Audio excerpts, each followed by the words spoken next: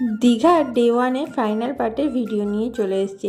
হোটেলে খাবার দাবার খেয়ে আমি আর বর্মশাই চলে এসেছিলাম সমুদ্র দেখতে। বর্মশাই হাসি দেখে বুঝতে পারছো ও পাহাড়ের থেকে সমুদ্রটা একটু বেশি পছন্দ করে।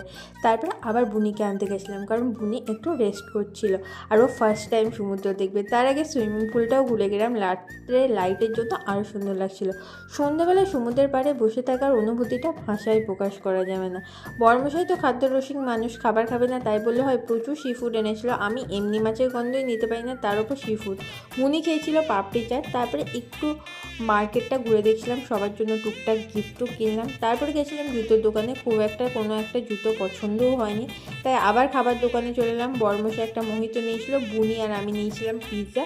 তারপরে হোটেলের উদ্দেশ্যে রওনা দিয়ে দিলাম। হোটেলে ডিনারে খেয়েছিলাম একটা টেস্টি বাসন্তী পোলাও, স্যালাড আর চিকেন কষা। পুরো দিনটা এইভাবে শেষ করলাম। আজকে ভিডিও ভালো লাগলে লাইক, কমেন্ট, শেয়ার আর সাবস্ক্রাইব করে দিও।